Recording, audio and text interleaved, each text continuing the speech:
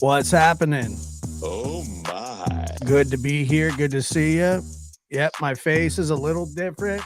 Drink it in. I had to shave. I didn't have to. I did. Doesn't matter. Son, where'd you find this? It was interesting. I'll tell you that. So we're shaved, ready to go for the day. And man, still.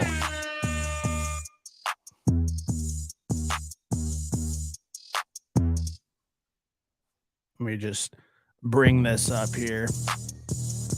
I'm going to be talking a little bit more about Oh my.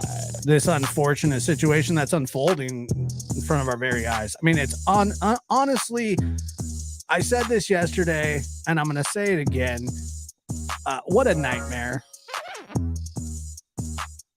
This is a nightmare scenario for everybody involved, including the searchers,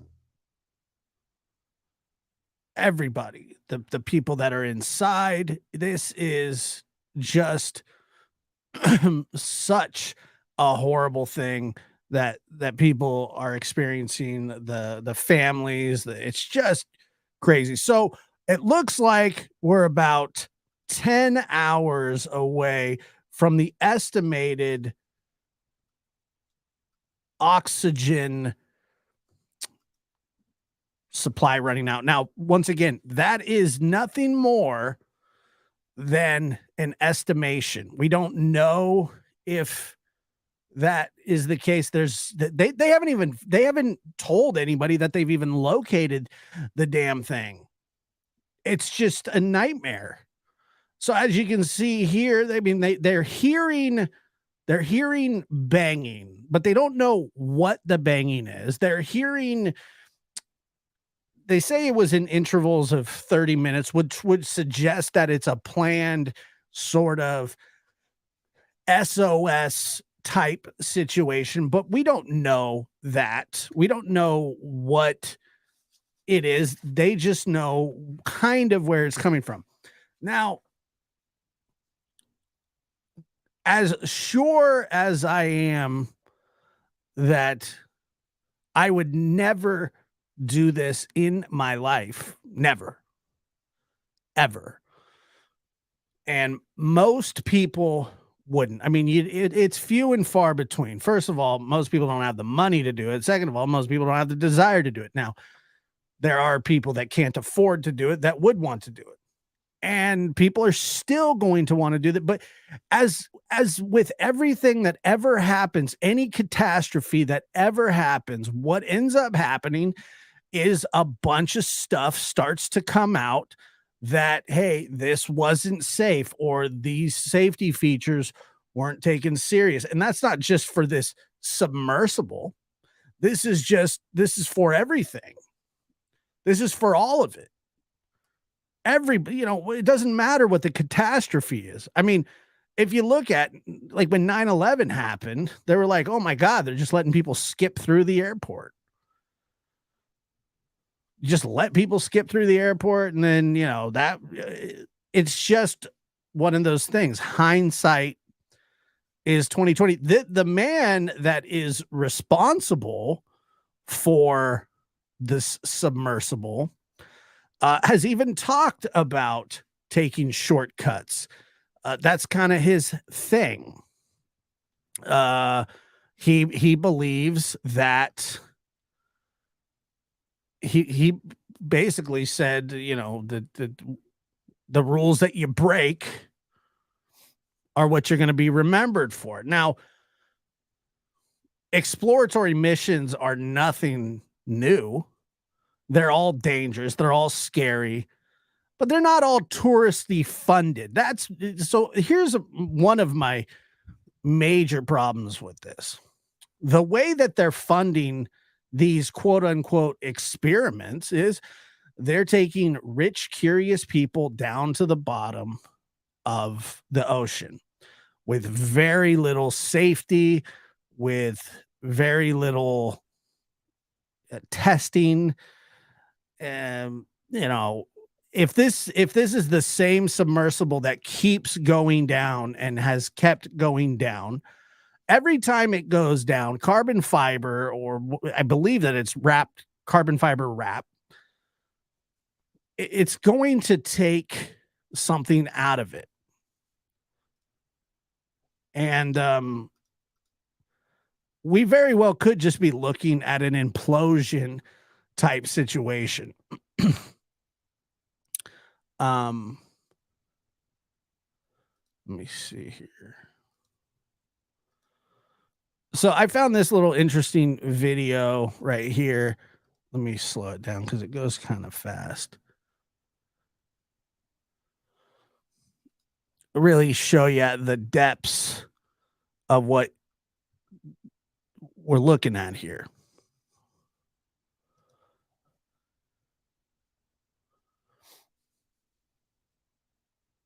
There we go. It's mind-boggling. It is absolutely mind-boggling. Now, I believe France now has sent out something, some submarine that has tons and tons of capabilities. I think the way that this ends, and I'm trying to be optimistic. I thought maybe overnight there would be something. If something were to happen, or if something is going to happen, it's going to happen in the next few hours. Because they're really up against the clock. They're running out of time, and there's just no room for error. There's no room to speculate. They just don't even know where the damn thing is. And maybe they do, and they're not telling. I don't know. I'm not sure. But you know, as this progresses, I mean, we're down to, like, I believe it's about 10 hours of the estimated oxygen,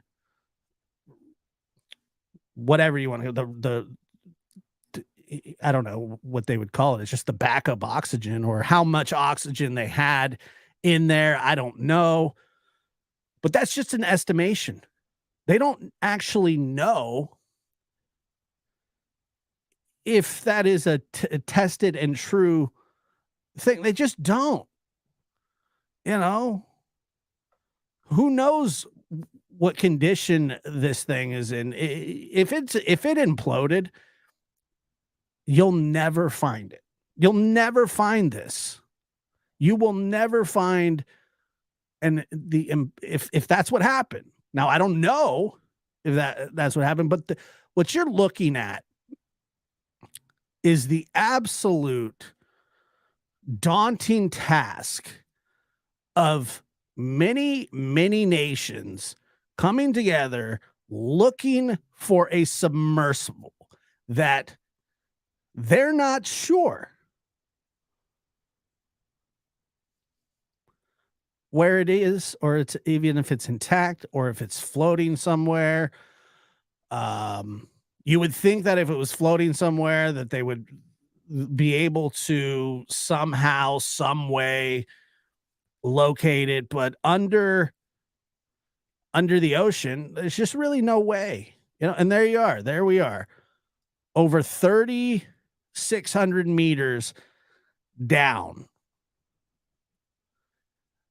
It's way down there. I mean, it's as down as, had the submersible made the same trip before? Yes. But like I said, as we're starting to find out now that there were a lot of people that spoke up.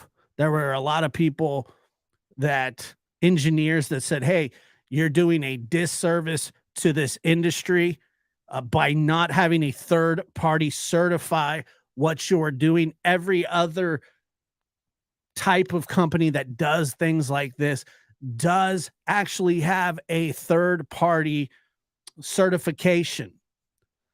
And it doesn't seem like Ocean Gate was interested in that kind of certification. They didn't need it, they didn't want it. They weren't they weren't interested. They wanted to go. They wanted to trial and error. And it's gotten stuck in the Titanic before. I mean, geez, I'm all for explorers exploring, but if you ask me, the way that they fund this is by taking curious rich people to the bottom of the ocean with very little safety regulations. And I just don't think that's right. I get it that the people that get on board these are consenting people that say that they understand the risk, but I don't believe that. I don't think anybody, if you're not a professional, you don't, I mean, you get it, but you don't. You don't really understand. People say, "Yeah, we understand. It's very da, da, da." I don't think so. I don't think they understand how bad it can go and how fast it goes bad. I mean, this what's happening is catastrophic. Like I said, 10 hours left of estimated oxygen reserve. Who knows if that's accurate? Who knows if the thing's even still intact? Who knows if the banging is coming from the vessel? You would hope so. But like everything else, time is in the way.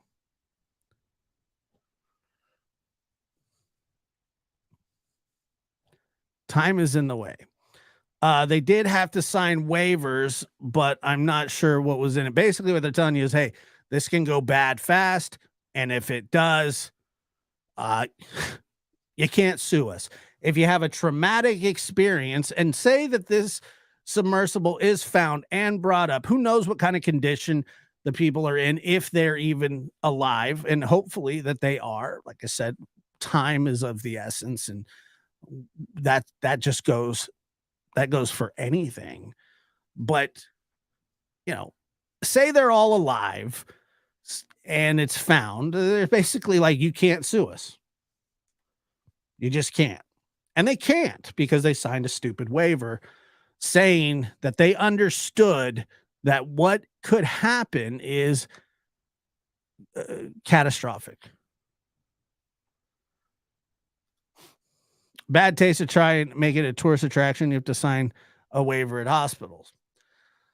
I'm the more that I've thought about it, the more I'm just like, and I get it. There was a guy on News Nation. I don't know if you guys saw the show last night, but there was a guy on News Nation that gave an interview, and maybe I'll pull him up again. He gave another one with Cuomo or whatever his name is. And he's like all offended. Um, he's really offended that people are classifying this as a tourist expedition. He says that it's not a tourist expedition, that everybody knows what's involved. They understand how dangerous it is, blah, blah, blah, blah, blah. And I just don't. I mean, this is a guy that's been down there twice. I want to bring it up because he's kind of crazy. Just the way that he's very defensive. Oh, here we go. Here's the guy. Crap. You know, this is really dangerous stuff that you guys do. I was reading your notes about how during your dive, the vessel became briefly wedged in some of the Titanic wreckage and they were able to get you out. I mean, that's so scary, but how do you put that into the equation here of how surprising it is that this vessel has gone missing. You know, how touch and go this is, how risky it is. Everyone understood that this is a very dangerous endeavor. I mean, that is accepted. Everyone that signed on accepted that element of danger. By the way, he did an interview yesterday with I forget the other reporter's name. It's just like rah, rah. But listen to this. It's an experimental vessel. And again, it's like everything else. We want to expand boundaries. We want to stretch our limits, and you have to take risk. And, you know, if we did not take risk, we would still be paddling open water in canoes and with oars. We took risk. We sailed across open oceans. We've gone into outer space. We're now exploring inner space, which is the depths of the ocean. And I've got to tell you that, it's dangerous. But Stockton Rush was a visionary, and he did not take these people down there. You know, this guy loves Stockton Rush. Like that's his guy. He loves Stockton Rush. Carelessly or recklessly. He was very careful and very methodical and tried to mitigate the risk as best he could. And I do resent, and I've said this several times today, I really resent the characterization of the people on these missions as tourists, a tourist sub. They're taking, you can call them tourists. They're mission specialists, and they are expending their resources in support of scientific research, because Stockton Rush was a visionary that knew that the bottom of the sea is a fundamentally important part of the solution to climate change, finding lithium, finding all these elements on the bottom of the seafloor, finding out how to bring them up without. But the thing is, they're not looking for lithium. I mean, he's turning it into something that it's not. They're not looking for lithium. They're going to look at the Titanic. Creating the seafloor. That's part of the equation. But I get it. Yeah. Okay. That's part of his dream. They're going to go look for lithium with a Logitech controller. Get out of my face. These people, like the billionaire Englishman who's down there, they were investing their money. They wanted to see the Titanic. The Titanic is a draw, but it was a serious operation. I'm telling you, this is how I feel, is that how they're funding their exploration of the bottom of the ocean is by offering tourist rides. That's what they're doing. And he's classifying it because he knows that the backlash, because he's been on there twice. Matter of fact, this guy got stuck in the propeller when he went down. And he's still like, we know, he's the regular Jacques Cousteau. Accepted the risk, and yeah, it's fundamentally dangerous. What do you think happened? We all accepted that. Well, it's really easy of him to say, since he's made it back and everything. Think no one knows what happened, and but in terms of speculating, the most logical expectation or suspicion would be that they got stuck, or they got entangled in a fishing net, or they lost power and for whatever reason were not able to surface. I was in 2021, the first time I went down 2 years in a row. The first time I went down, we lost the thruster and we jettisoned our ballast, and it was very, very difficult to get the submersible at that depth under that intense pressure to start showing positive buoyancy. And there were a few minutes where, we only had one thruster, we were dumping weight, we dumped more weight, and on and on. Those pipes you're showing is because last year that painting on there was, my father died while I was out there, and he was an old sailor, and we left a memorial for him alongside the Titanic. And I'm hoping and praying that the Titan does not become another memorial, and the body count of 1,517 does not jump to 1,522. But come on, I mean, that's not. It wouldn't jump to that because they weren't on the Titanic. I mean, he's romanticizing. It's weird. Again, the sands are running out, and they wouldn't count it. They wouldn't count it as a Titanic death. I'm sure he knows that, but. And I keep referring to Apollo 11. We said then, failure is not an option. Well, that's a good point. I never thought about it. I mean, yes, he has invested, and the way that he's invested is he's went down there twice as a tourist. This guy's not an explorer. He acts like he's an explorer, but he's not. He's not an explorer. He's a passenger. The thing that people forget is failure was an option with Apollo 11. They moved heaven and earth. They didn't accept failure, and they succeeded. And I know this is probably even more complicated in some ways and even more unlikely, but we have to make every effort as long as there is hope. As long as there is hope, we have to say failure is not an option. And one thing that I was also thinking about, I'm actually surprised at the response from the safety, not safe, but the rescue response. Typically it would not have surprised me at all if they were to say, look, this is unregulated. You guys are in international waters. We don't even know where to start or how to do this. This isn't something we do. We don't know how to pull up a submersible. We've never done it before.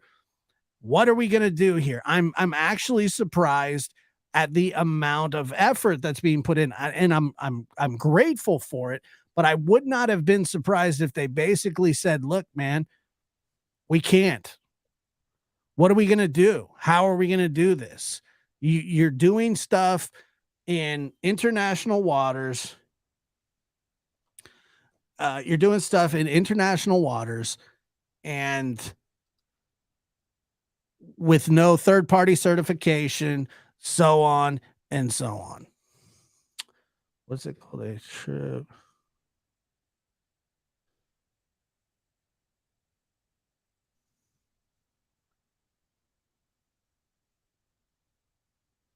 Let me finish this really quick here. We have to accept any offer of help, and we have to go on to whatever lengths are possible to save their lives. These are wonderful people. Stockton Rush is a visionary. He's a genius. I don't know the other three men. I'm sure they're very special. P.H. Nargeolet is one of the most wonderful and warm human beings I've ever met, full of Gallic charm. I'm sure he says the same thing about you when he talks to his friends at parties. Have you met this bald guy who's really pissed off all the time, loves the Titanic? And just an incredible achievement. I mean, no one on Earth has done more in terms of deep diving than PH. Their loss will impoverish the world. I don't even know what to say about that. I mean, I have no idea. All right, let's been told to check this out. What is it? A visit?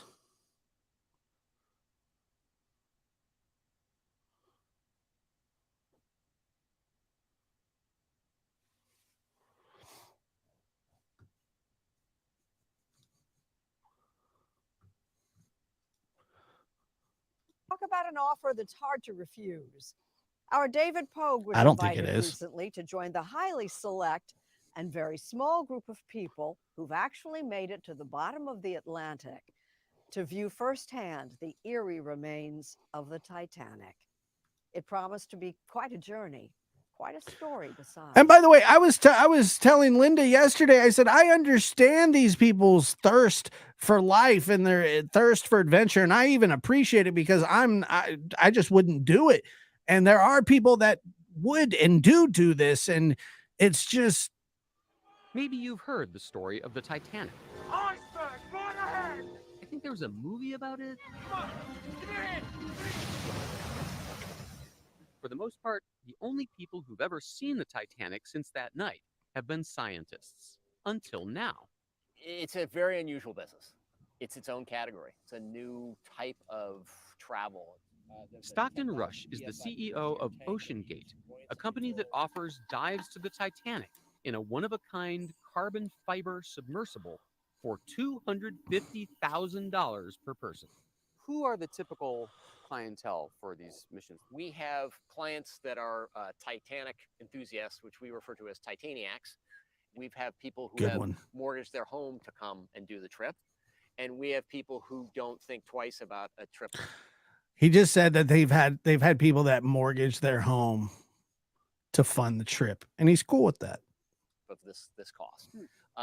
We had one gentleman who had won the lottery. And this summer, Rush invited us to come along. We departed from St. John's, Newfoundland, Canada, the easternmost tip of North America, about 400 miles from the Titanic. That's the last we'll be seeing of land for 8 days. Aboard a chartered oil rig servicing ship. Yeah, you couldn't During our pay me to do it. 2-day journey into the North Atlantic, we got to know our fellow adventurers.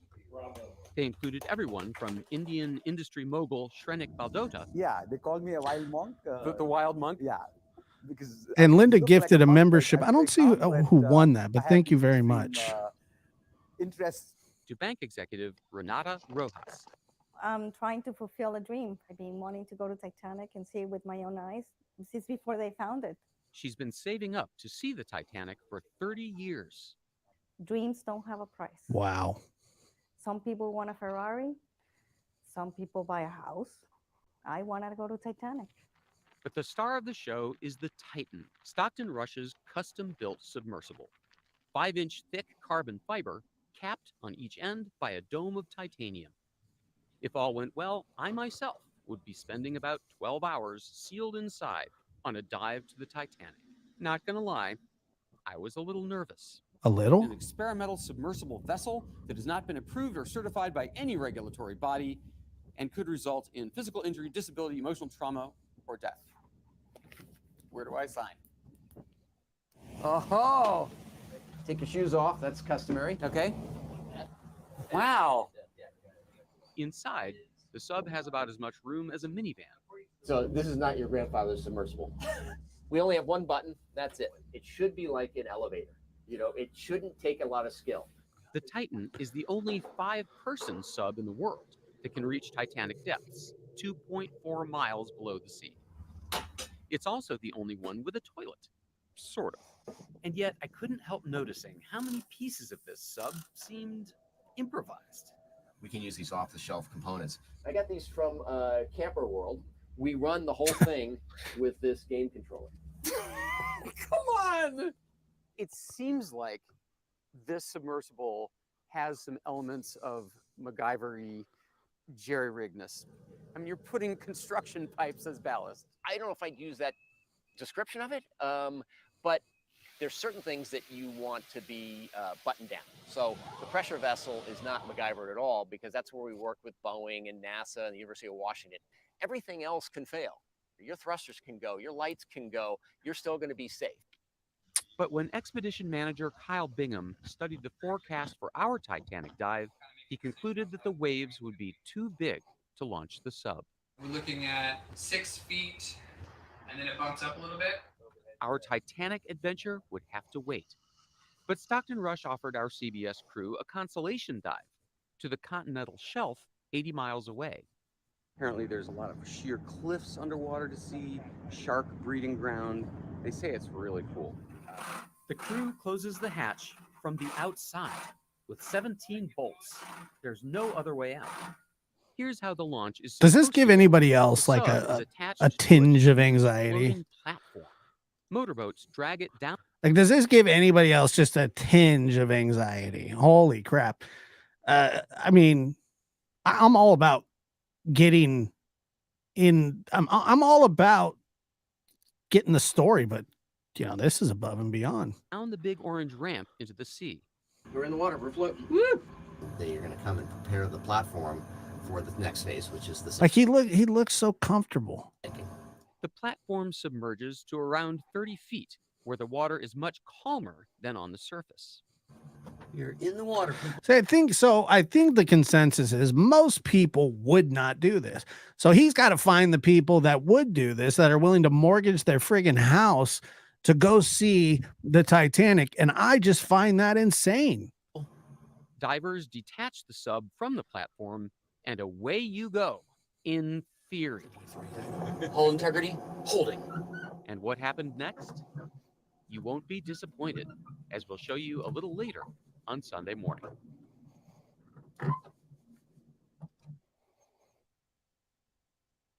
Oh, I mean, I have an idea of what would happen next.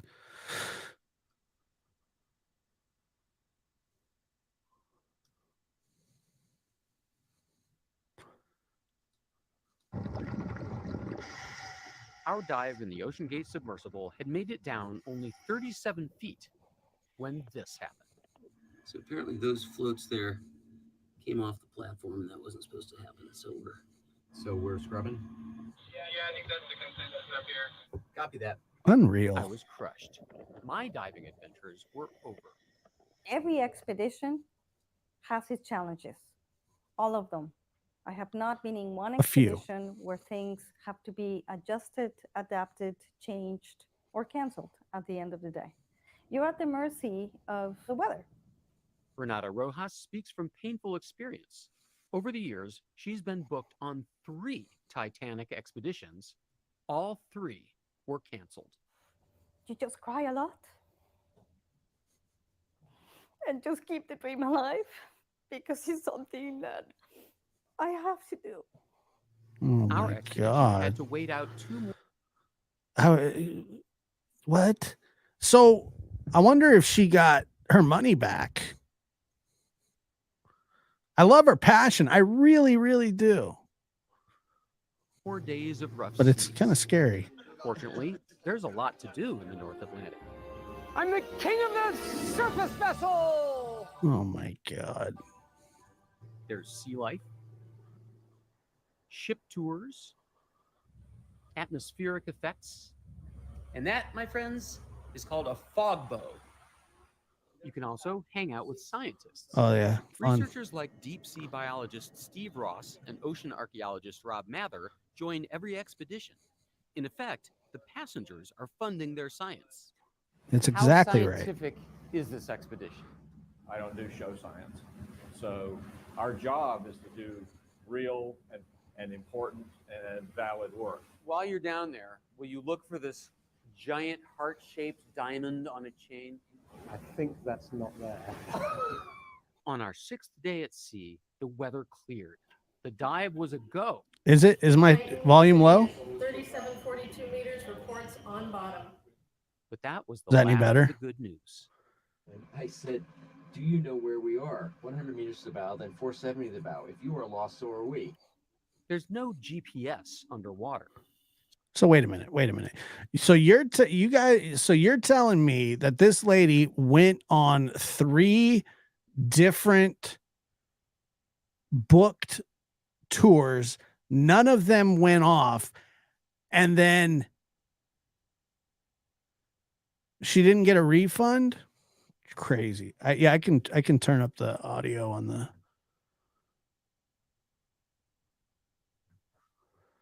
Okay. So the surface ship is supposed to guide the sub to the shipwreck by sending text messages. Turn 30 degrees right? Probably, yeah, 30 degrees. But on this dive, communications somehow broke down. The sub never found the wreck. We were lost. We were lost for 2.5 hours. Rush says he'll offer those passengers a free do-over next year. And that's just one cost of doing this business. Are you making money on this operation? No. So not yet. People might say, hey, that's a lot of money, $250,000. But we went through over $1 million of gas. It was our last day at sea. There was one last chance to reach the Titanic. And this time, good weather and good fortune were aligned. Slow down, it's just in front of us. Just we are in front of the anchor. Oh my gosh, there's the bow, guys. Yeah. You guys see it? Look at that though, how it just kind of emerges out. Yeah. That is otherworldly. And there it was, the famous bow, the ship's wheel pedestal, and memorial plaques from old expeditions. I gotta turn. They'll kill the stream if we listen to Celine Dion. Every night in my dream, I see you. I feel you. Now, Titanic tourism has its detractors, but these expeditions don't disturb the wreck or retrieve artifacts. And Stockton Rush says that they're valuable to history. At some point, there will be no Titanic. It will be eaten by the bacteria. It'll be an artificial reef that doesn't look like the Titanic. Renata Rojas would agree. After 30 Every night in my dreams, I see you. I feel you. That is how I know will. trying, she finally got to see the most famous shipwreck in the world. Oh my gosh, yeah, I got the wreck. I mean, I like, oh my God, can you imagine being in that thing? 25 meters. That is how I know you'll go on. Stockton Rush plans to return to the wreck this coming summer. Until then, the Titanic will once again be alone. Yeah, I mean, it's not going anywhere. That is how I... So anyway, yeah, so there it is. I mean, let's see. See if we have any updates here. I don't think so, but let's look. Hold on.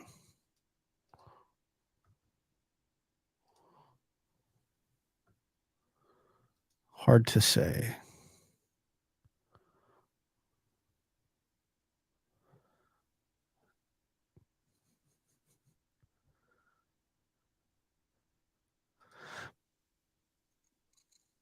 Here, let me share this tab real quick.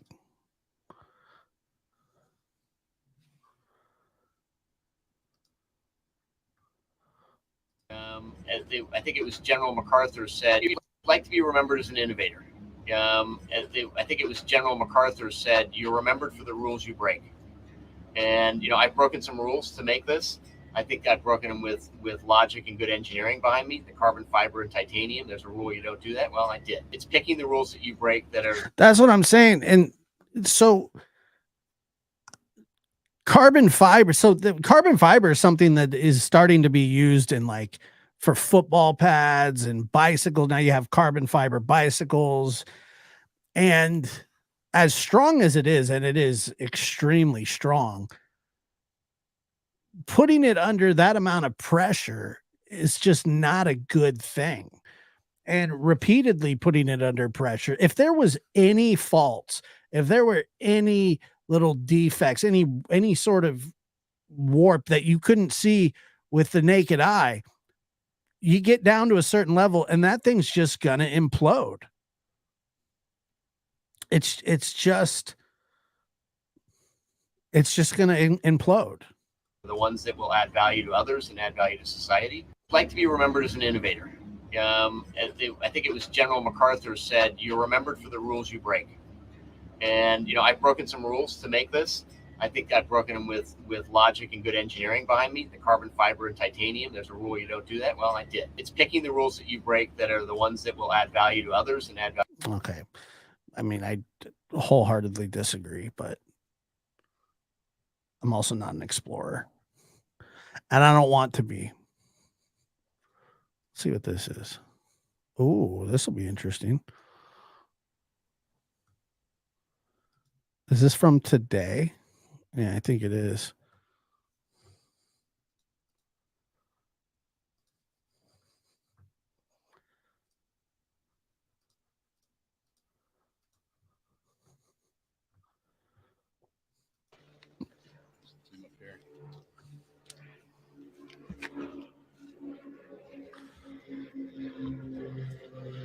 Good afternoon, everyone.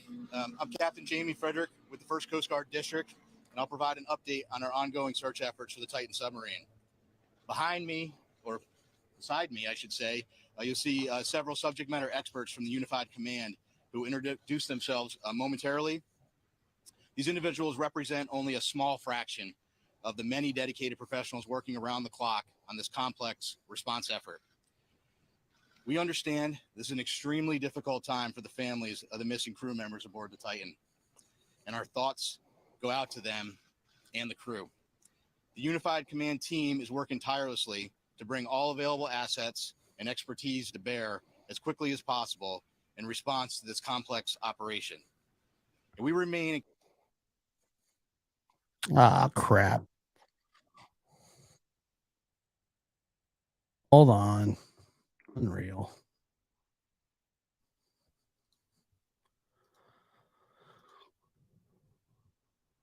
future search efforts.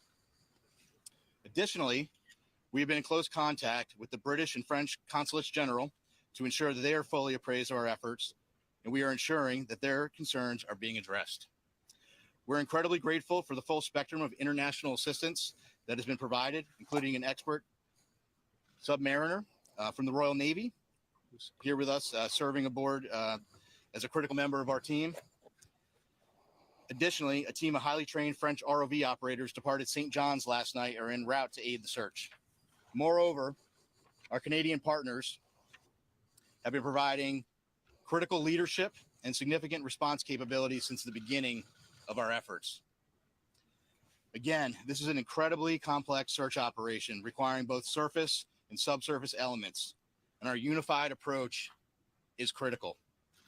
The location of the search, 900 miles east of Cape Cod and 400 miles southeast of St. John's, makes it exceptionally difficult to mobilize large amounts of equipment quickly. In spite of those challenges, we've been able to provide continuous air and surface search assets, as well as additional ROV capability to search below the surface. We currently have 5 surface assets searching for the Titan, and we expect 10 total surface assets to search in the next 24 to 48 hours. There are 2 ROVs actively searching, and several more are en route and will arrive by tomorrow morning. We've received incredible support with aviation assets from our Coast Guard Air Station in Elizabeth City, the Air National Guard, and Canadian Armed Forces. Today, there are 2 back-to-back P3 flights. One is ongoing now as I speak, totaling 14 hours of continuous on-scene coverage, and 2 C-130 flights, also one ongoing now throughout the day and into the evening. Yesterday, a Canadian P3 detected underwater noises in the search area. As a result, ROV operations were relocated in an attempt to explore the origin of the noises.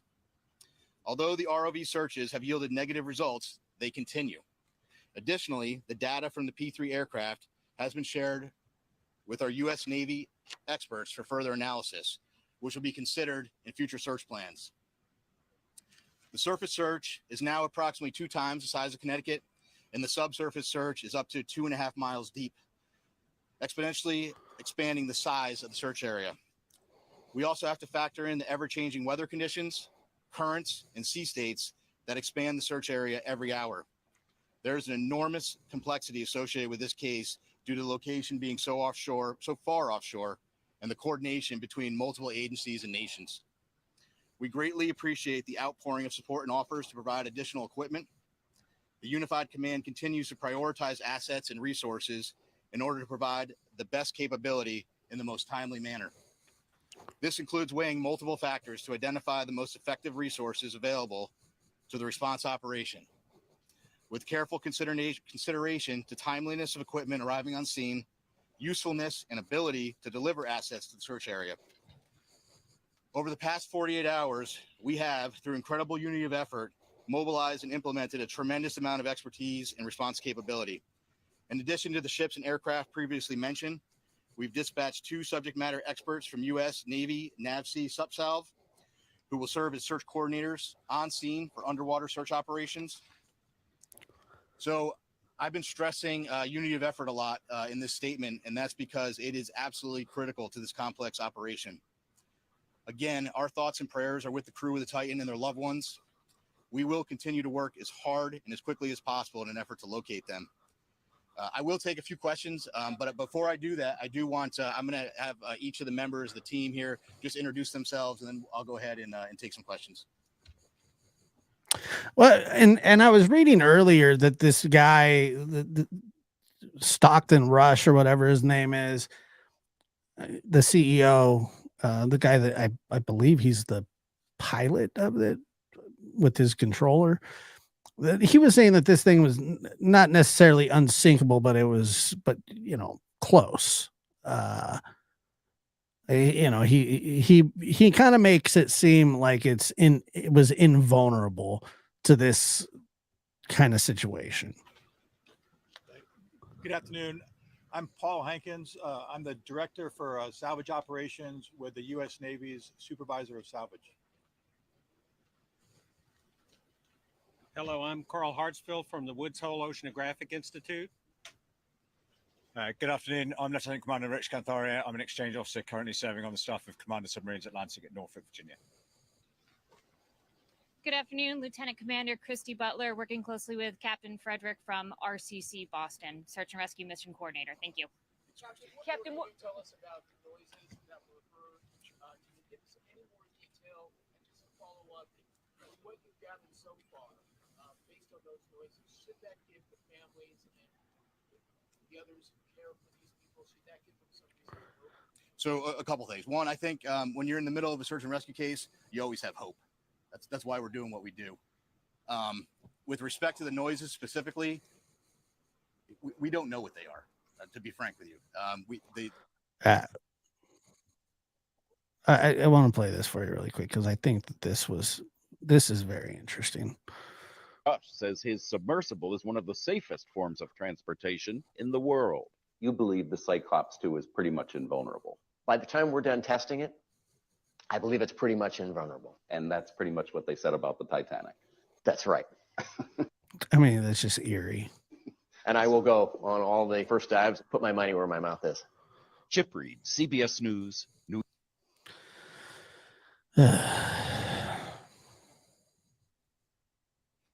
they're doing. That's why they put sonar buoys in the water.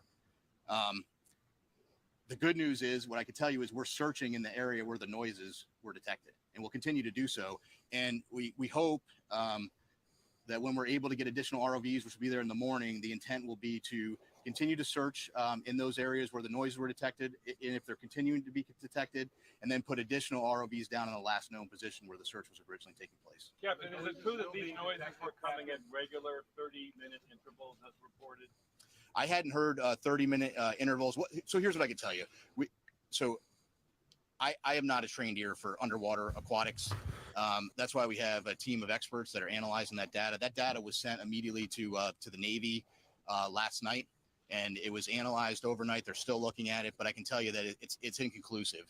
But again, I think the important piece is we're searching in the area where the noises were detected. You didn't talk about a timeline. Can you talk about what timeline you're working on in conjunction with the teams that are there? It's a timeline in what respect? How much oxygen they have left on? Oh, okay. So, well, in terms of, so we talked about the oxygen number. I think you're all tracking the oxygen number. I think there's an important point with that, though. The oxygen, that's just one piece of data, right? There are a lot of pieces of data that we need to consider. And, we're continuously looking at that, and we'll continuously, do that throughout the search. But that's not the only thing that's important, right? And Maybe. Right now our efforts are solely focused on the search. That certainly is a dialogue that's happening, but we're focused on searching at this point. Is this a recovery or a rescue? Oh, this is a search and rescue mission, 100%. We are smack dab in the middle of search and rescue, and we'll continue to put every available asset that we have in an effort to find the Titan and the crew members. Captain, how far down are those ROVs, and can you confirm that some sort of rectangular object has been spotted? There was some sort of report about that. I don't know. So a couple things. So the ROVs, each ROV brings different capability. The ROVs that are diving today, what's the depth on the 4,000? Yeah, 4,000 meters. And some additional ROVs that'll be arriving tomorrow have additional depth capability. With respect to an object, so yesterday one of the aircraft did see an object. I will tell you this: in search and rescue missions, when aircraft are flying continuously, there is stuff out in the ocean that's floating. We went back, we looked at it. It wasn't. We didn't determine it to be debris. We don't think it correlates with the case, and it is not uncommon at all during an active search to see things, and then we go and look at them. So When were these noises first heard? How long did they persist for? So the noises are the thing. If they really are 30-minute intervals of banging, and that hasn't been established, it's just been reported, but none of that's confirmed. Then you would think, how would you hear a metallic kind of clanging? I don't know. yeah, so so several P3 flights have heard noises as yesterday, and we put assets there. We relocated assets immediately. With respect to Appreciate you. food Thank and you. water, it's my understanding there are some limited rations. I can't tell you exactly how much They have aboard, but they do have some limited rations aboard the vessel. Speaking to the families, how much hope can you give them after hearing those noises? Listen, I think you need to be careful. We need to have hope, right?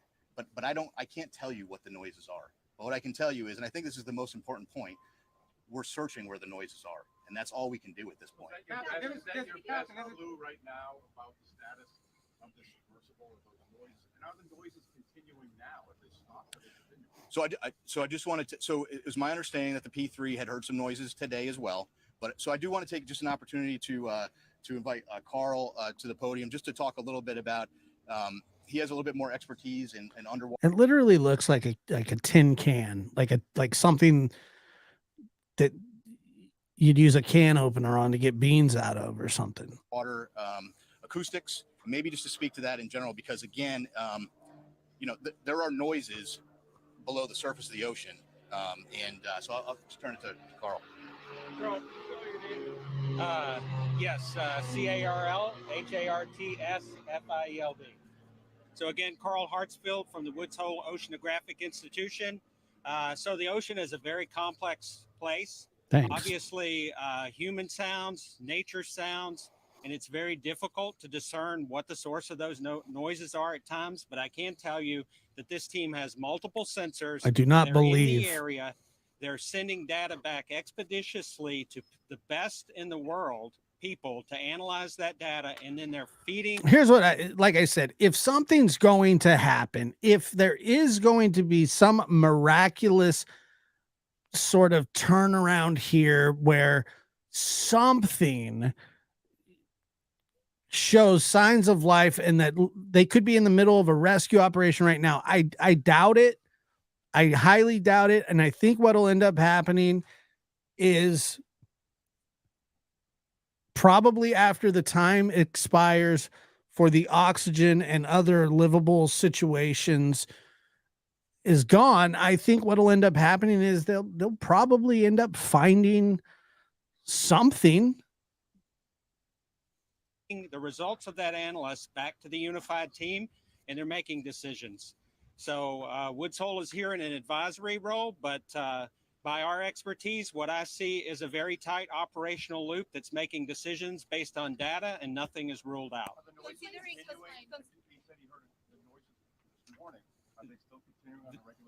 There have been multiple reports of noises, and every one of those noises is being analyzed, tracked, looked for patterns, and reported upon. Can you describe what the noise sounds like that they're hearing?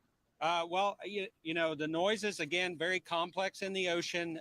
You have to be an acoustic analysis, and you have to have context. They're trying to put all the pieces together. Acoustic analysis. It's crazy that that's a job. The noises have been, but nevertheless, described as banging noises. But again, they have to put the whole picture together in context, and they have to eliminate potential man-made sources other than the Titan. Is it possible a ship in the ocean? Is it possible a ship in the ocean, or even some mammals out there, could mimic that kind of sound? So I can tell you from my experience with acoustics that there are sounds by biologics that sound man-made to the untrained ear, but I can assure you that the people listening to these tapes are trained. There are a lot of vessels in the area, and they each make noise, right? So all of that has to be eliminated, and it's analysis over time. Plus, as the captain said, the team is searching in the right area. So if you continue to do the analysis, look for different patterns and search in the right area, you're doing the best you possibly can do with the best people on the case.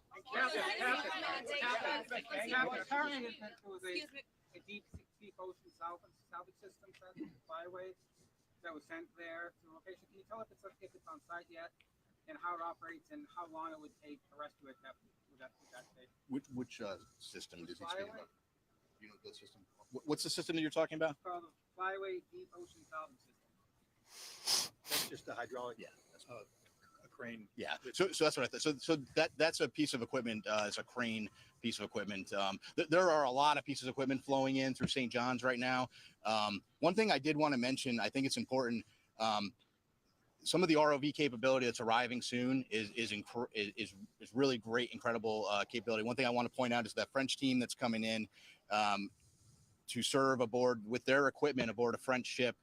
They bring some state-of-the-art equipment, and so once they get on, we're going to have more assets down to look, and we'll continue to put them where we think the best location is. Of RMS Titanic. All right, we're gonna Titanic expedition leader G. move on from that.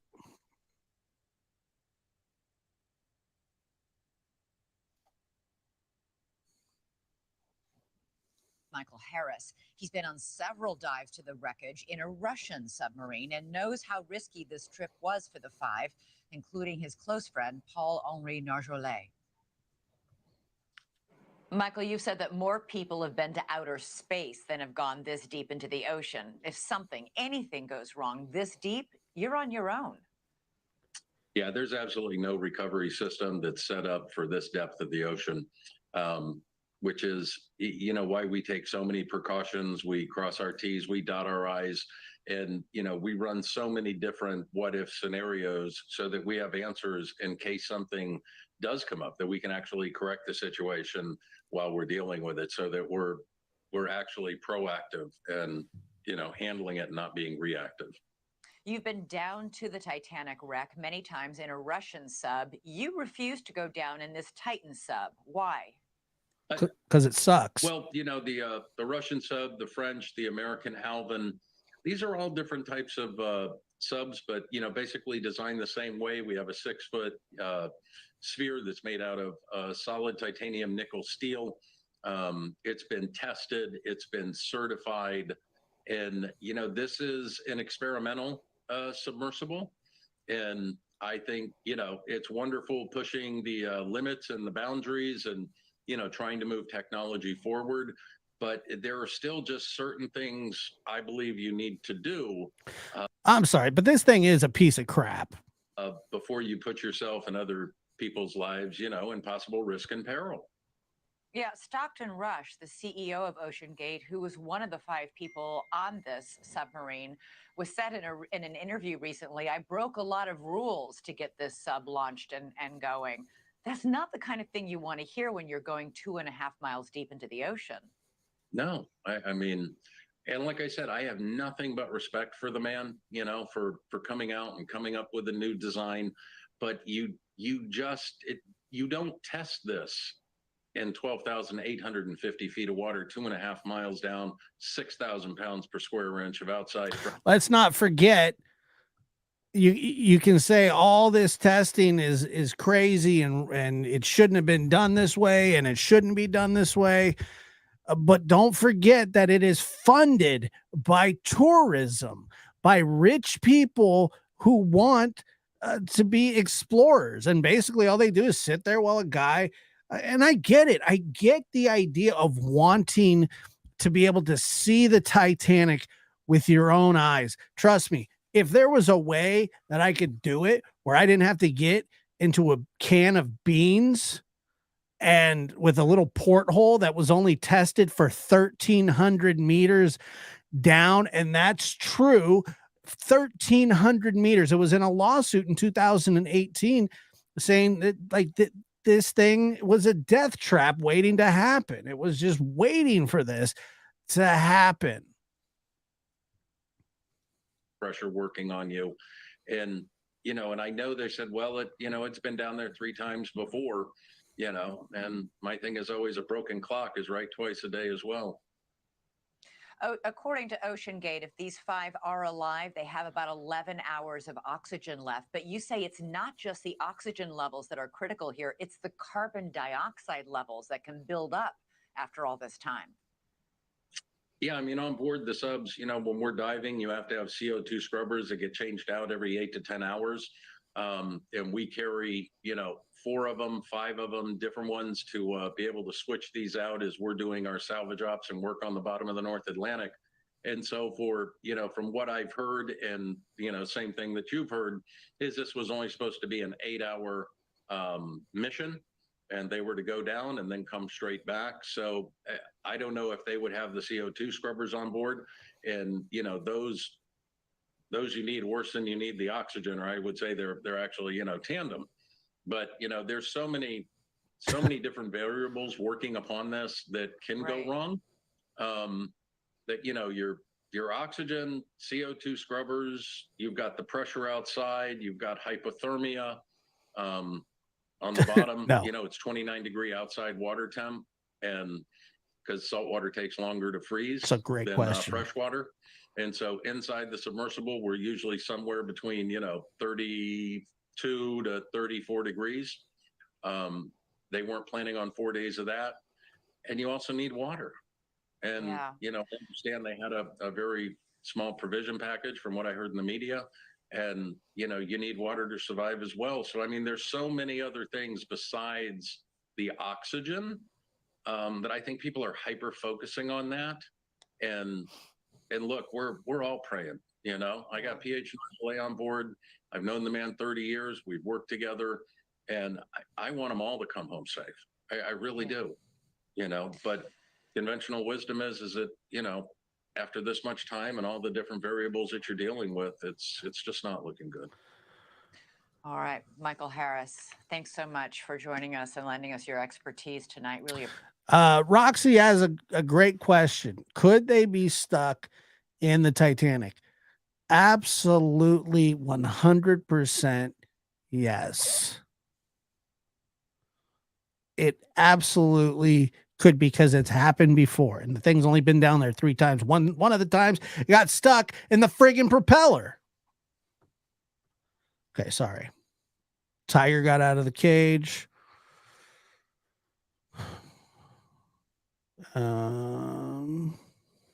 Just a little. All right, let's check this out.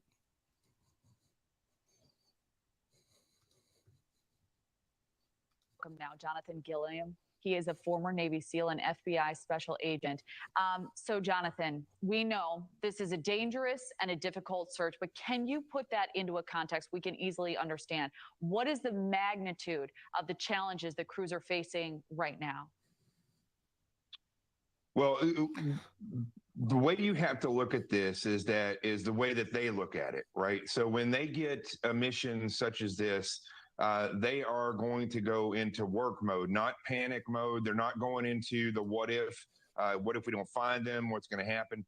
They actually pause and figure out the best standard operating procedures that they have and how they can employ those standard operating procedures.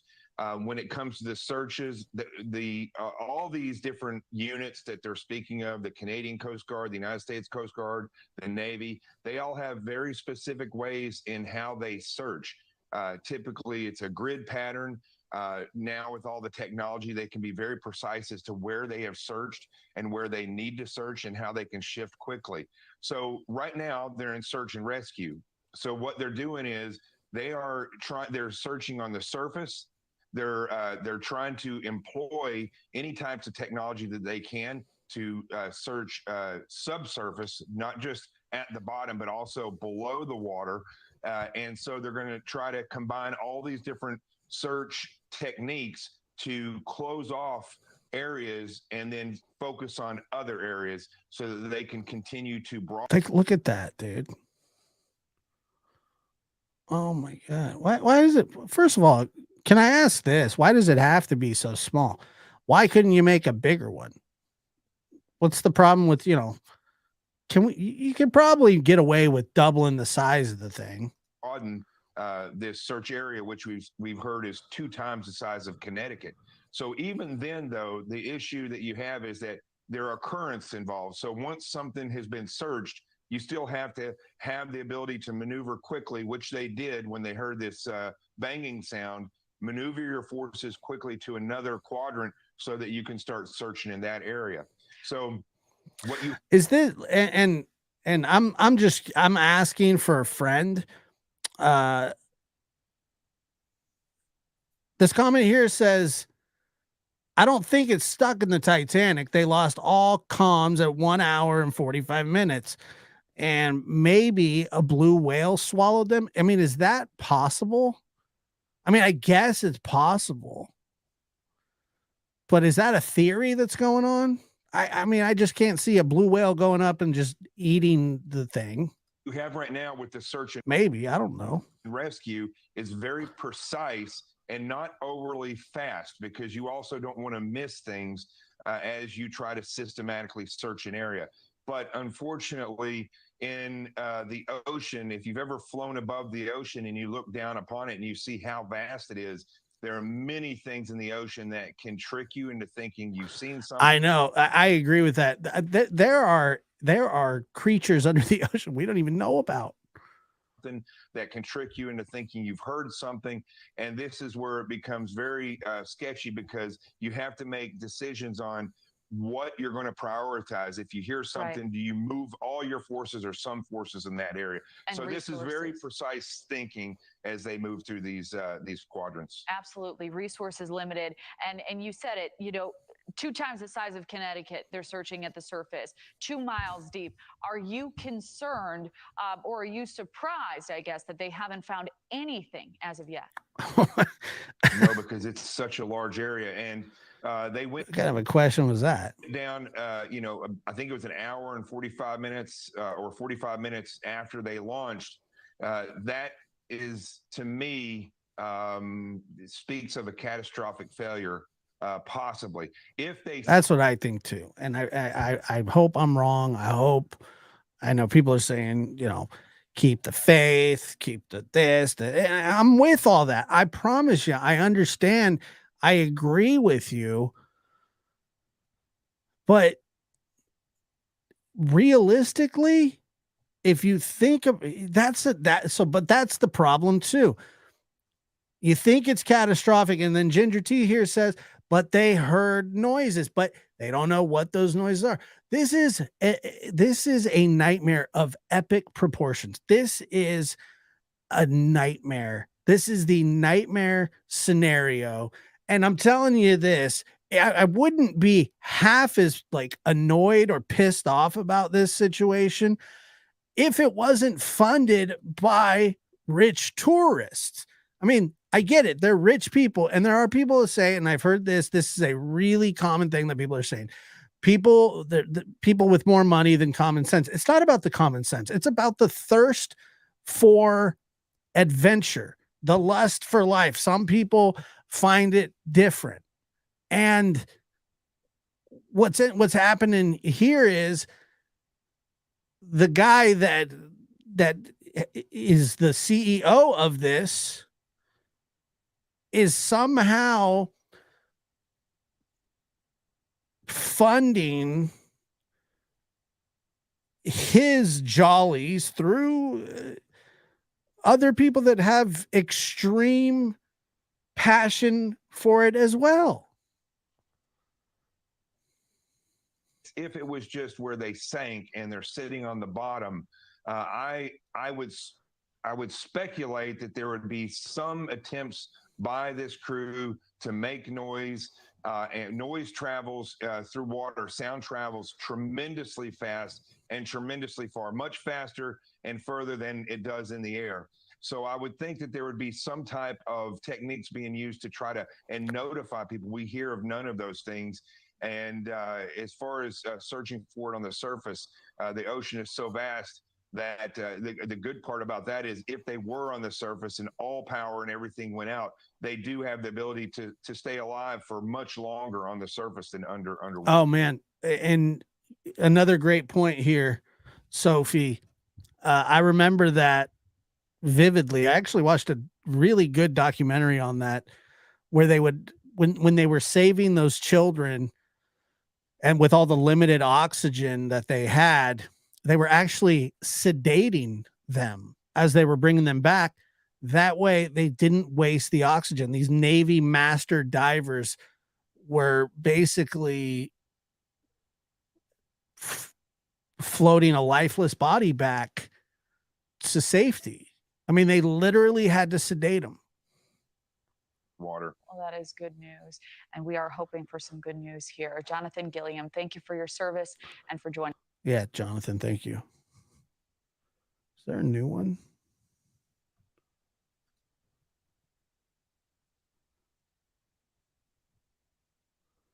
I don't know if we. Joining us now is retired U.S. Navy Captain I don't think we Armin saw this one. Kurian.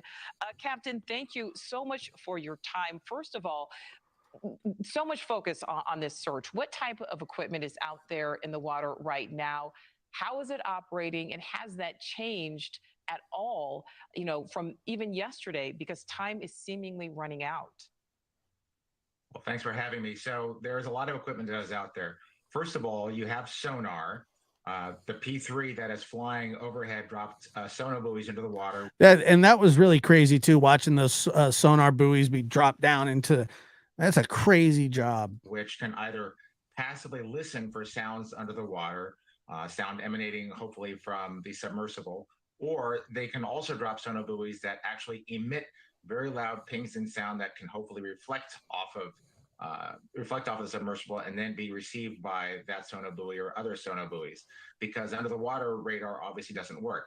However, if the vessel happens to be floating on the surface and we just haven't found it yet, that's where a lot of the vessels that are out there right now, just with their regular two-dimensional navigational radars, you could even be a fishing trawler with a nav radar out there looking that could hopefully reflect off of the hard metal surface of the platform. And then you've got the deep sea cable laying vessel with a remote operated vehicle that has some lamps on it and cameras. And then you've just got folks out there looking with their good old eyeballs and pair of binoculars, hoping to get lucky and finding the submersible in seas which are actually not too bad for this time of year, which are helping rescuers a little bit, but still haven't found it, obviously. All right, so Captain, we talked about the fact that apparently this vessel is equipped with something that allows it to float to the surface, but that may or may not be working. So you just said something there that maybe it is floating on the surface. Is it possible that it is, and it's maybe just out of the range in which crews are searching? So if it's floating on the surface, depending on how much of the submersible is actually over the surface of the water, will seriously impact its ability to be spotted either by eye or by radar. If it's just a small amount, that round curved surface may just be on the surface of the waves, and nothing is going to catch it. So it's just going to depend on how close it is. They suffered more than obviously a communications failure. Had it just been that, they would have come back to the surface on their own power. They obviously lost propulsion, and something else happened. I don't believe it was an implosion, because had that happened, that sound would have been very loud, and Polar Prince would have picked that up. That's interesting. I never thought of that. Surface, just waiting to be found at this point. That could be the best scenario at this point. All right, so Captain, let's say they are not on the surface. Let's say maybe they're trapped under something or caught on something. With the equipment in this search, is there equipment? The fact that they could be attached to the Titanic somehow, the fact that this can of beans has been stuck in a propeller of the Titanic once before blows my mind. It really does. It's mind-blowing to think that this thing has been stuck in the wreckage of the Titanic before. With the capability of actually bringing the vessel back to the surface. It would be a great challenge. There are very few vehicles, remote operated vehicles, that can operate at that depth, even fewer manned vehicles. And the problem with those is just where they were placed on the surface of the earth, just to get them transported over there, operating and crewed in time. There just wasn't enough time to make that happen. The hope is, the worst case scenario is if they are on the ocean floor, it is going to be very challenging to get them up. If they are somehow tangled within the wreck, then I know a French vessel is coming out there with an ROV that can operate at those depths. Hopefully, perhaps they can disentangle it or cut something that they happen to be stuck on. But if that was the case, I believe we might have heard from them. Now, the sounds that we've heard, this supposed banging of these underwater noises, hopefully it was received by more than one of these sonar buoys and picked up by other passive sonar detecting platforms, in which case you might be able to triangulate and determine at what depth those sounds came from, and also analyze to make sure that it was actually a kind of a man-made noise instead of a natural noise. That's very important. It'd be nice if we had a couple of our nuclear attack submarines there with I great think so. sonar, the ability to ping and also listen in. I heard that a couple of them are on their way. So just bring as many assets to bear, as many resources and sensors in one location as possible. That improves the odds that at least the vessel will be found, hopefully with the crew still alive inside. Absolutely. So let's say it is found. Let's say it is somehow brought to the surface. Can the occupants be saved? Because we know that there are limited oxygen levels left. And I'm assuming that the doors couldn't just be opened and, let the fresh air come in, because there's going to be a change in pressure and whatnot. How would that work? Would there be a way to get oxygen to them? Well, my understanding is the vessel is sealed. It's bolted shut from the outside. They can't open it from the inside. If they were suffocating and they were running out, There's a 19-year-old boy on there. 19. It's crazy. out of air, then obviously you would definitely have to open it up, which could potentially expose them to decompression sickness, but better that than suffocating. So you would bring them out, probably put them into pressure chambers and try to equalize their pressure, hypobaric chambers, what have you, and try to administer immediate medical aid, because at the very least, they're suffering claustrophobia. If there was some kind of fire inside the vessel, they might be suffering from smoke inhalation. What's your There's question? Absolutely no way to know. You just got to find them as quickly as possible and render aid, hopefully, as soon as possible. Oh, it's not. No, we're not live. They're not live. I'm not. It's this old syndication, I guess. What's the question? Oops. Shoot.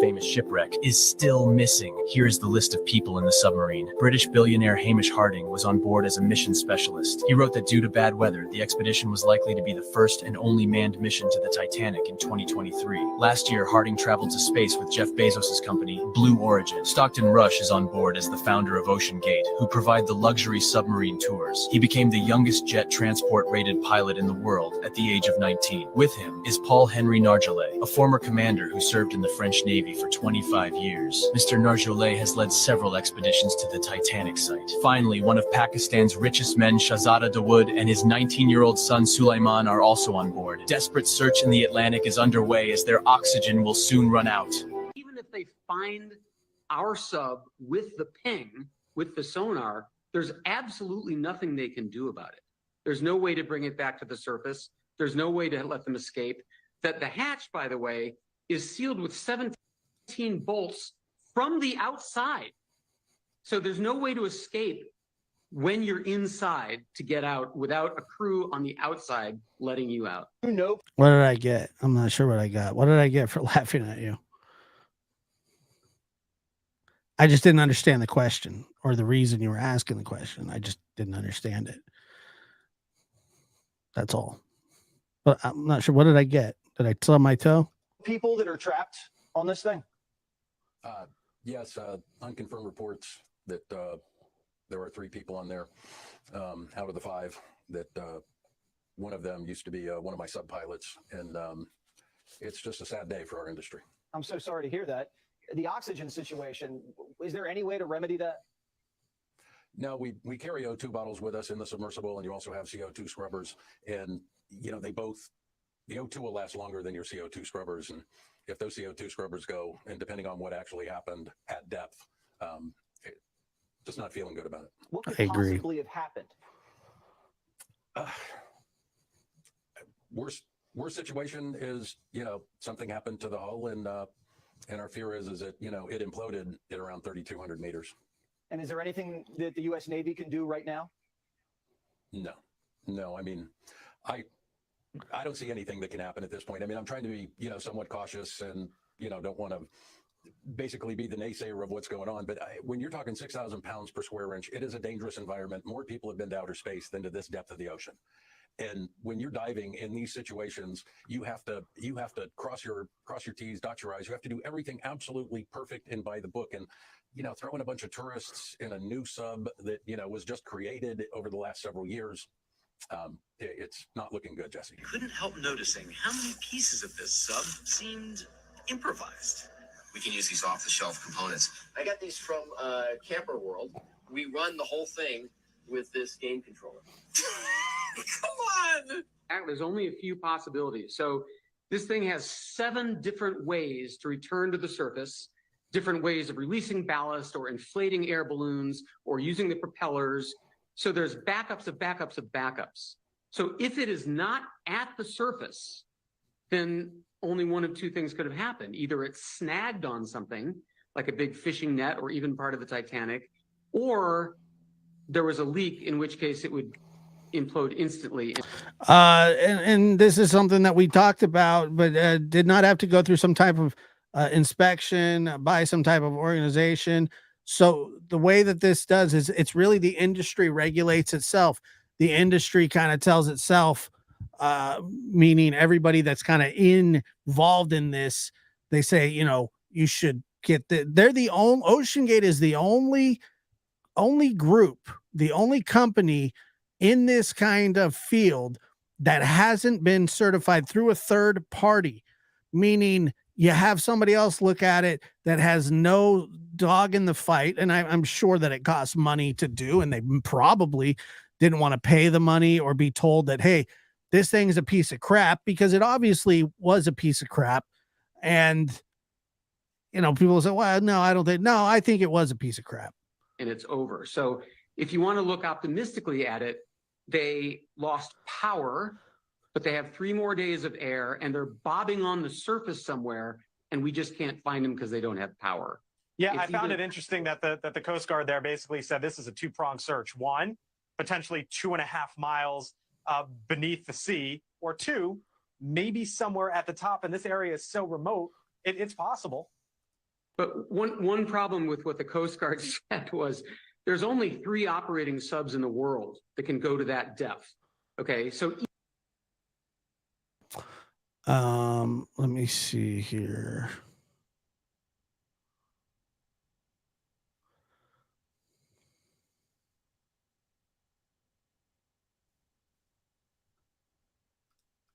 Sorry. Hold on.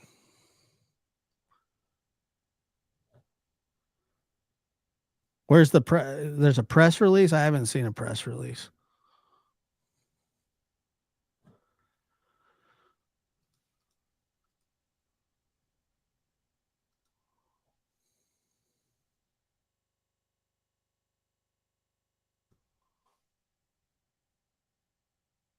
I'm looking for a press release. I'm not seeing one.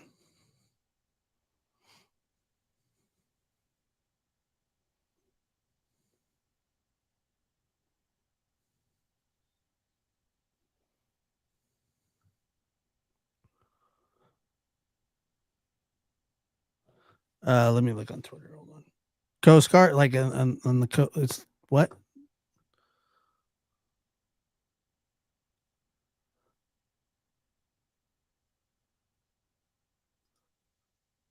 Let me see. Let me share this while I look.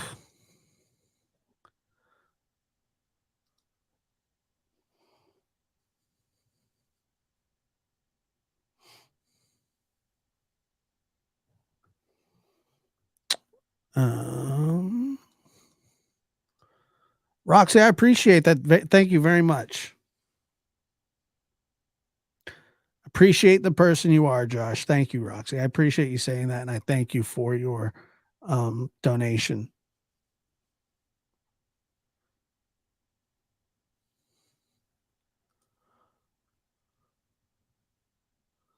It's very thoughtful. Thank you. I'm looking here.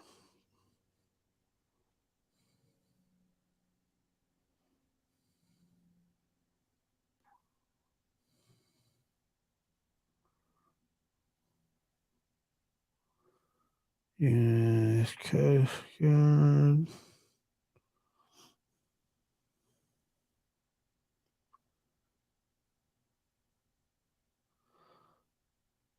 What is that? WFLA? WFLA.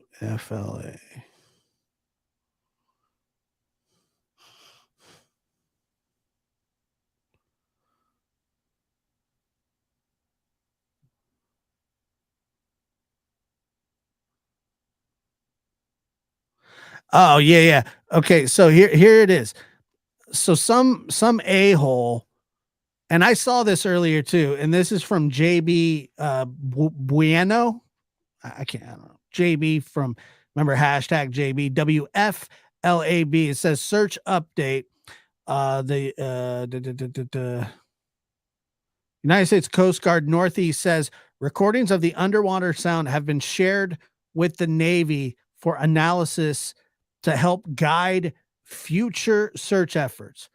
I'm aware of the audio circulating online, but the U.S. Coast Guard has not released the audio of to the public. So careful what you share. And I saw it on Twitter earlier. There was a bunch of stuff going around saying, okay, this is the Knox. And I would look at the Twitter page and I'd be like, I don't think that that's how it would be released. Every major news organization would be talking about it, and they just weren't. It was just these random Twitter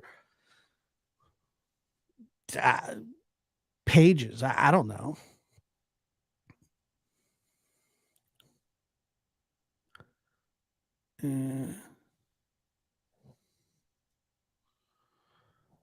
But yeah, I mean, this is actual footage from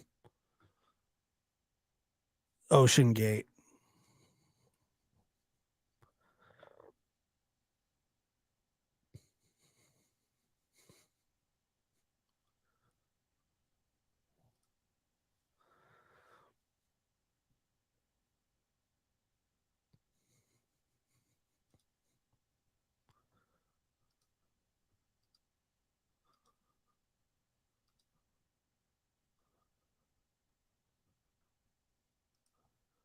And give me a second here.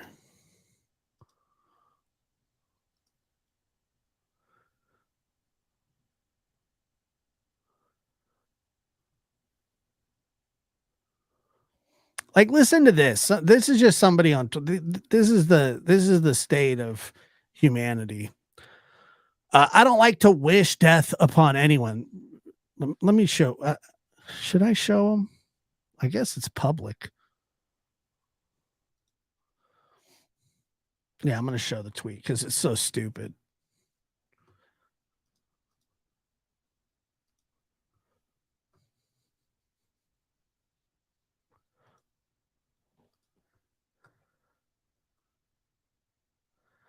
So he said. So what he says here is, I don't like to wish death upon anyone, but if you're rich and wasting your money on a submersible trip into the deep ocean to see wreckage of an old ship purely because James Cameron movie is natural selection.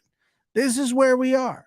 This is where we are as a society. This is an acceptable thing for this guy to say. He doesn't like to wish death on people, but he occasionally does. And it's weird. Exactly, Abe. It's just, what the hell?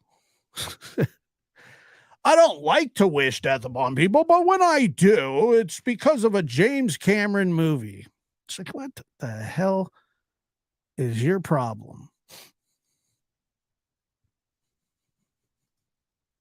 Stupidest thing ever.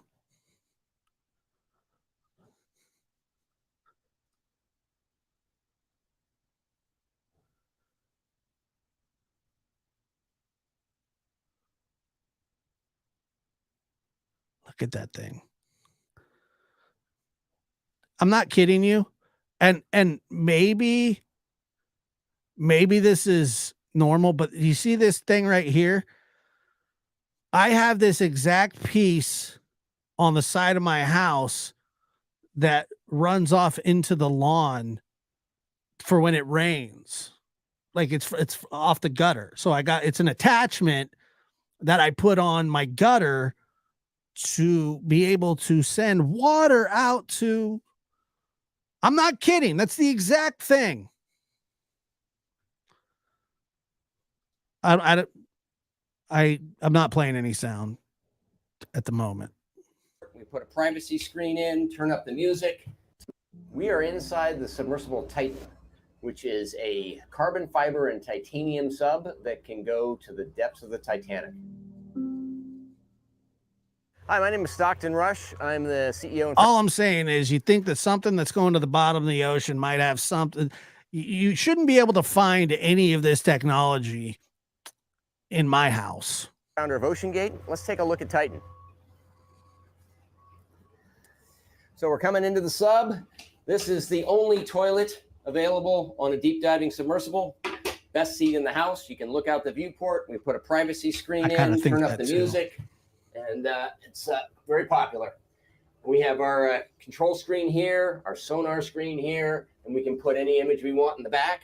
We've taken a completely new approach to the sub design, and it's all run with this Exactly game controller right. and these touch screens. So if you want to, And I get it. Everybody's like, "Oh, the game controller." I'm just saying, you should not be able to find this kind of stuff.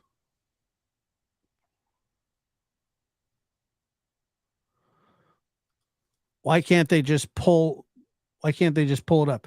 Well, I think that they can pull it up if they knew where it was, but you would have to get like winches wrapped around this thing and do it. It should be able to just float up by itself if I don't know.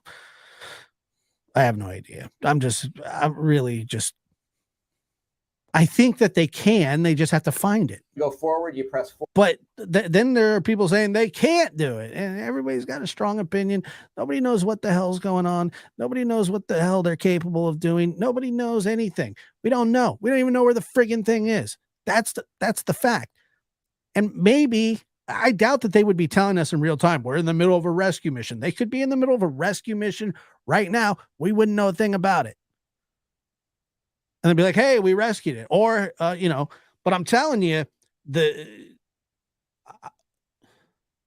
I don't know how much. It's got to be under 9 hours now of the estimated oxygen reserve.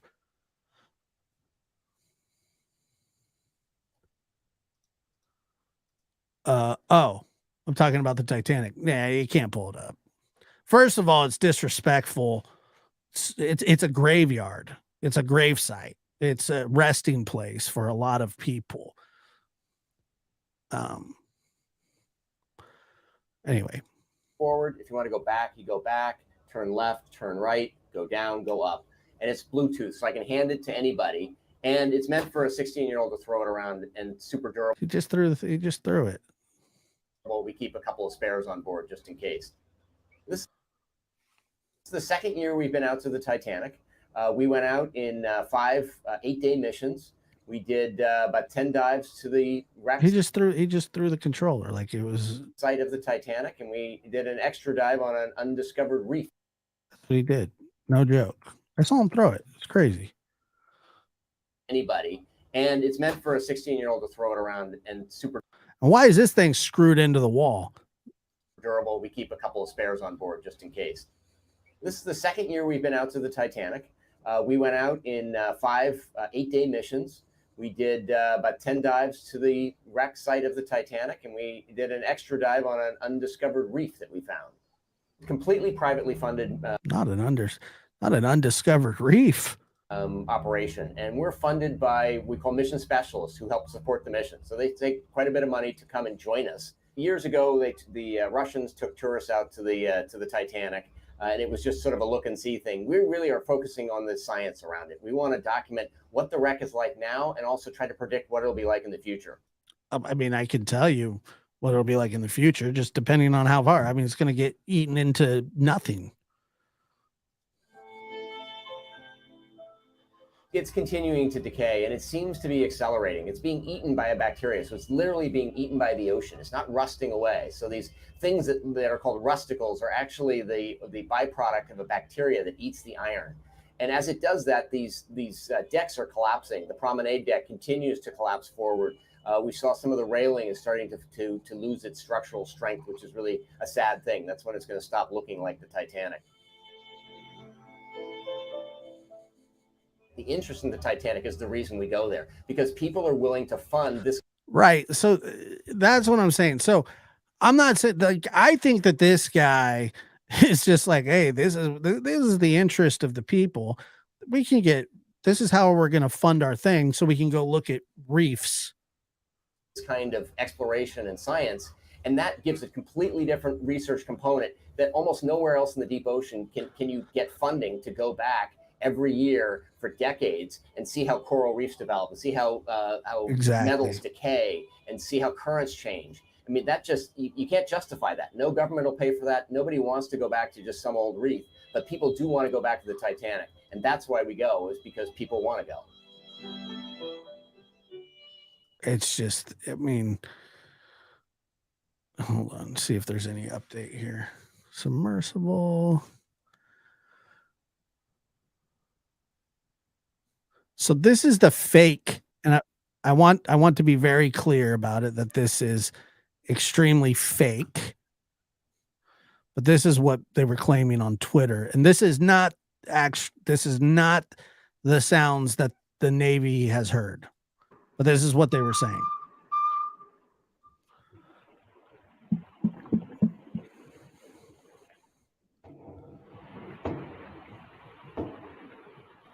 So that's just fake.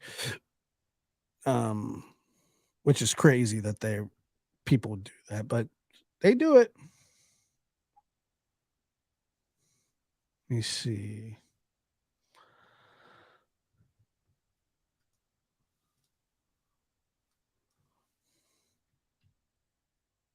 It's crazy that they do it too.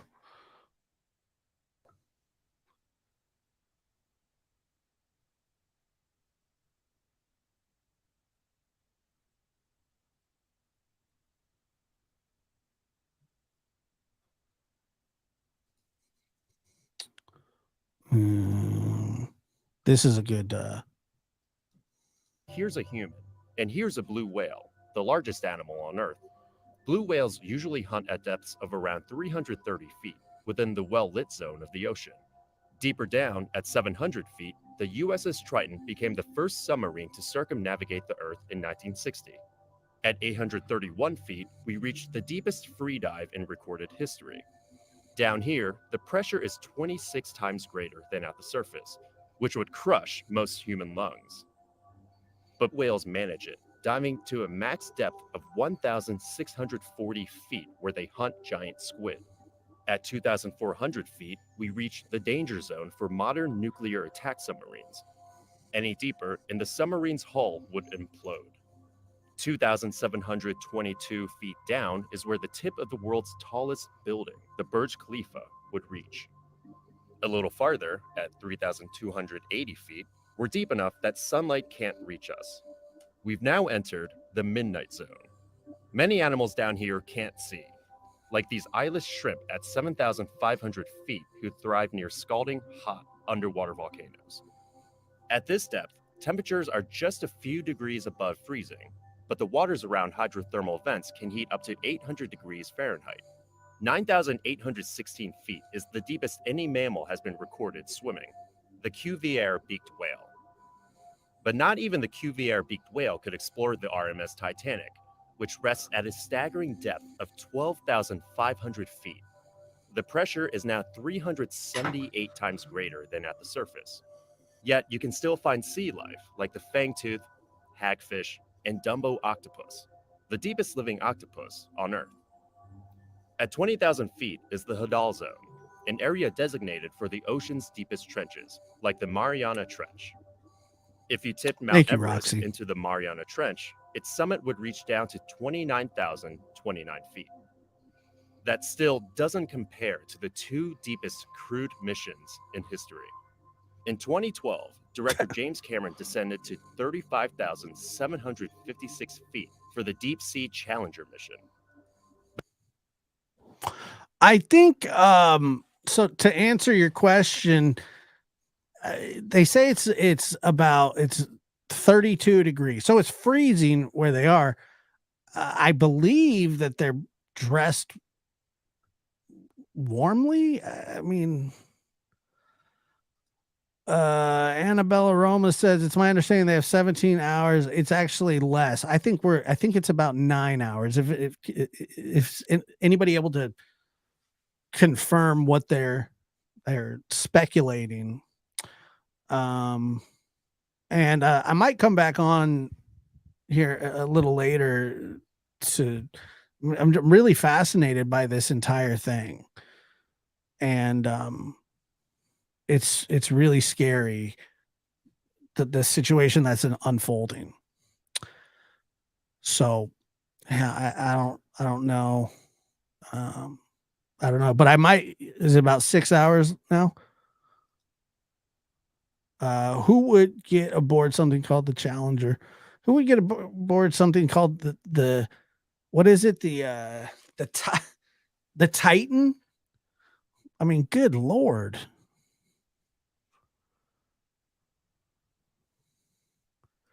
Yeah, you couldn't catch me in it either. Yeah, it's fascinating, man. And we're all hoping that some miracle happens. It's just about out of time, and I think that they will figure out what happened to it, but I hope they find him in time. I just Lisa Murphy, thank you very much. Very appreciated. Josh, thank you for doing this. It's a sad tragedy that brings so many together. It's so sad. And I am so, like I said, I'm so fascinated with the Titanic, like most of you are. And then just this story of, why do people do these things? I don't know.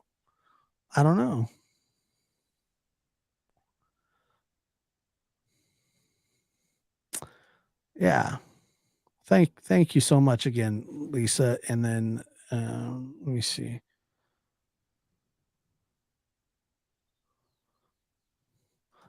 That's kind of where I'm leaning to tree. That's kind of where I'm at with it too. Interesting how most wouldn't go to the Titanic if they paid them $250,000. And those exactly. That's how different people are, man. It's just so different.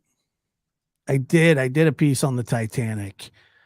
Maybe I'll re-upload that at some point.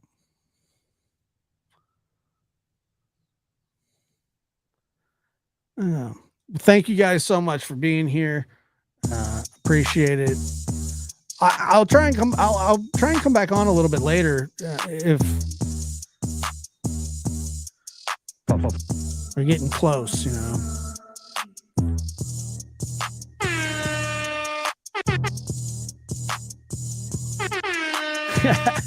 You want more? You want another Shipman Street one? Good to see you, Abe. Hello. Thank you. You guys are great. Oh my. Thanks for being here.